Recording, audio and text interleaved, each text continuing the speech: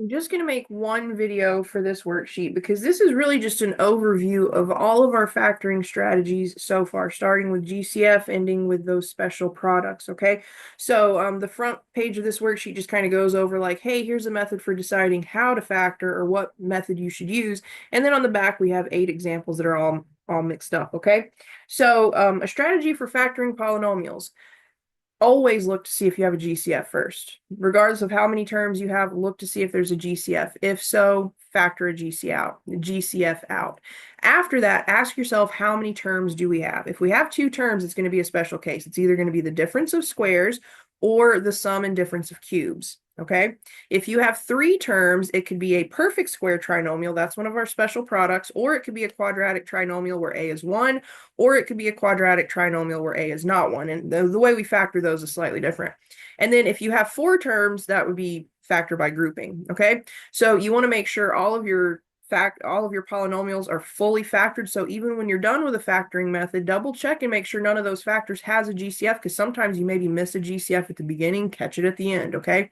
If you have a situation where the polynomial cannot be factored, we would say it is prime, and then you can always check your answer using multiplication. So we have a flow chart. I found this online. I don't remember where, but here's a factoring flow chart that you can use. Okay, so if you have a GCF, factor it out first always. After you factor out a GCF, if there is one, count your terms. If you have a binomial, it's either the difference of squares, so you're going to be having exactly 2 terms. They're both perfect squares and you're subtracting. If you have the sum or difference of cubes, you're going to have exactly 2 terms. They're both perfect cubes, and you're either adding or you're subtracting. And you have the formulas for each of those listed here. I do want to remind you that when you have the sum of squares, it is prime. So I'm going to go ahead and write that here because we don't have it in this flow chart. But right here, or maybe I should put the arrow in the other direction. The sum of squares is prime. Okay. Now, if after factoring out a GCF, you realize that you are left with a trinomial, you have 3 things that can come up. You could have a perfect square trinomial. You do need to remember perfect squares, okay? They are certainly going to come up. They're going to come up later in this course when we talk about completing the square. And then when you get to pre-calculus, you're going to talk about circles, and part of dealing with equations and circles involves completing the square. So again, this is going to come up. So you need to remember the format. Your first and last terms are perfect squares. The middle term is twice the product of the square roots of the first and last terms. If you meet that criteria, factoring is a breeze. You take the square roots of the first and last terms, you either add or you subtract, and then you square that sum or difference. And you know whether you're adding or subtracting based on that first sign. That tells you whether to add or subtract. Now, if you just have a regular old quadratic trinomial, if A is 1, you look for factors of C that add to B. So we would always be of this format. And then you'd fill in your factors here and here, okay? And then finally, for the trinomials, you could have a quadratic trinomial, but A is not 1. In that case, you would do the AC method. So you multiply A and C. You then find factors of AC that have a sum of B. You could also, there's another method called trial and error. I simply just don't teach that one, but if you want to investigate that on your own, that's another option. And then finally, if you have something larger than a trinomial, factor by grouping is going to be your only option, okay? So this flow chart, hopefully this will help you determine what factoring methods you need to use, okay? Let's go ahead and look at example 1. It's the only example. It's just got 8 parts. So example 1 says factor each polynomial completely. Well, when I look at part A, I definitely have 2 terms. So I know I'm either going to be dealing with the difference of squares or the sum and difference of cubes. Right off the bat, I have a sum, so I know it can't be the difference of squares. So that tells me it could potentially be the sum of cubes. If that's the case, I need to check to make sure both of my terms are perfect cubes. So you know that a variable is a perfect cube if its exponent is divisible by 3. This exponent is certainly divisible by 3, so my cube root is going to just be x. Now we need to check the cube root of 64, and I want to show you on your calculator again. A lot of students struggle a bit more with cube roots than they do with square roots, so let's look at the calculator. I think that's the right page, yeah. So in order to find the cube root, if you have a calculator such as this one, you want to look for the 2 colorful buttons. Directly below that is the math button. You click the math button and you want to choose option 4. It's going to allow you to do a cube root. Did I do something wrong? Oh, I know what I did. So math and then option 4. And then you want to type in what's called your radicand. So we want to see what the cube root of 64 is. So we want to type in 64 and then hit enter. And you can see that 4 is the cube root. And hopefully that makes sense, because if we do 4 times 4, we get 16, times 4 again, we get 64. Okay, so let's go back to the worksheet. Okay, so we know the cube root of 64 is 4. Now, because we're dealing with the sum of squares, we're looking to factor in this format. We want to take the cube roots and add them. We want to take the first cube root and square it. We then want to subtract the product of the cube roots, and finally take the second cube root and square that. Okay, so let's see. We're going to add the square, or did I say square root? Cube root. We're going to add the cube roots. So we're going to take x plus 4. We're then going to take the first cube root and square it. So x squared is just x squared. We're going to use the opposite sign. So we're going to now subtract, and we want to take the product of the cube roots. So that's just going to be 4 times x. Last sign is always positive. So we now want to take 4 and square that. That's just 16. So this is the cube root of x cubed. This is the cube root of 64. This is just plain old x squared. This is 4 times x, and this is 4 squared. And don't forget SOAP. When you're dealing with the sum and difference of cubes, we can use SOAP to remember our signs. The first sign is the same sign that you started with. So we started with a sum. We start with a sum and the factor. The next sign is the opposite sign. So we were starting with a sum of cubes. The second sign is the opposite of that, which is subtraction. And then the last sign is always positive. So we have factored part A. It was the sum of cubes. All right. Now part B, we have 16x squared plus 24x plus 9. I can tell you right off the bat, we don't have a GCF. And so if we were going to look at this and just see a quadratic trinomial, my word, we would have 9 times 16. We would need to find factors of 9 times 16 that add to 24. That could be a pain in the behind, okay? But I happen to notice that 16 and 9 are both perfect squares. So let's see if this meets the criteria to be a perfect square trinomial, okay? So we need the first and last terms to be perfect squares. Well, 16 is a perfect square. Its square root is 4. X squared is a perfect square because its exponent is even. So I just take the exponent and divide it by 2. So I just get 4x. 9 is a perfect square. Its square root is 3. Now the true test is the middle term.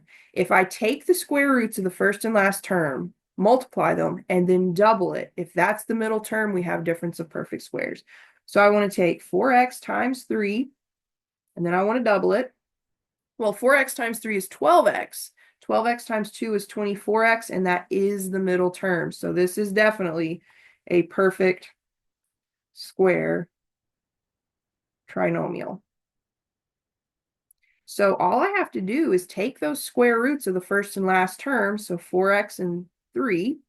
The first sign in the polynomial is a plus sign. So that tells me I need to add the square roots, and then I just square that sum. And that's my final answer. So let me make sure I've got my final answers listed out. And just to be clear, this was the sum of cubes. I'll try to make sure I write out what we have. Okay, so part A, part B are factored. Now for part C, we have 3x squared plus 2x minus 5. Okay, we definitely have a quadratic trinomial, so we can look at it and see right off the bat it's definitely not a perfect square trinomial because 3x squared and 5 are not perfect squares. Also, it's not going to have the coefficient of 1 on the squared term, so we're going to have to do the AC method. So this is a trinomial. I'm going to put a quad. Trinomial where A is not 1. So we need to do the AC method. So A times C in this case is 3 times -5 or -15. So we need to find factors of -15 that add to be 2, okay?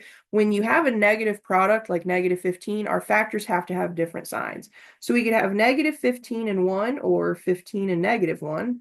We could have -5 and 3, or we could have 5 and -3. One of these pairs of factors adds up to +2, and it just so happens to be this one right here. So we're going to use 5 and -3.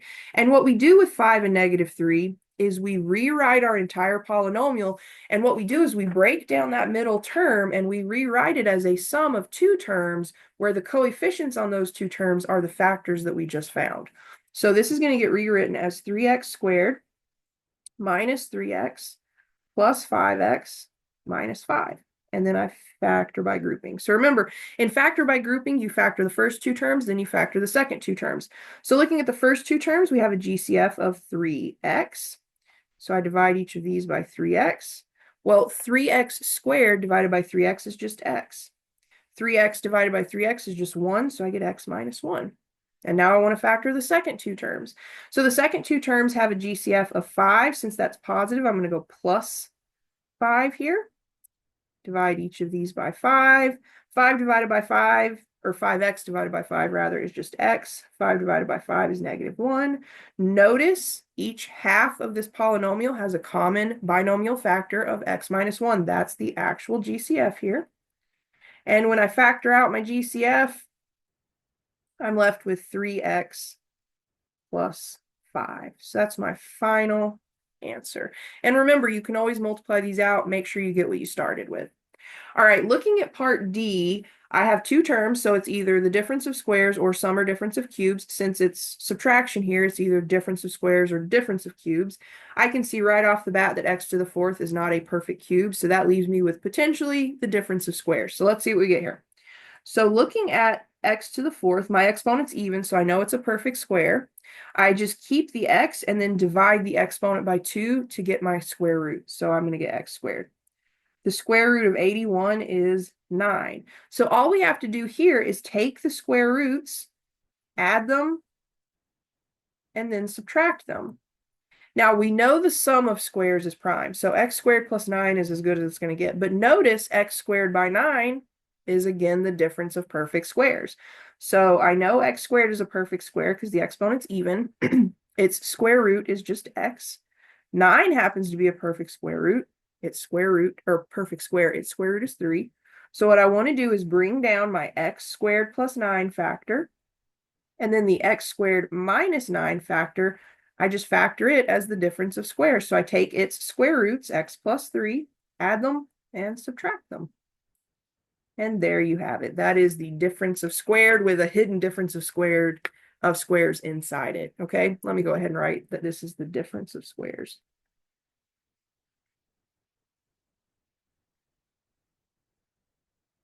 All right.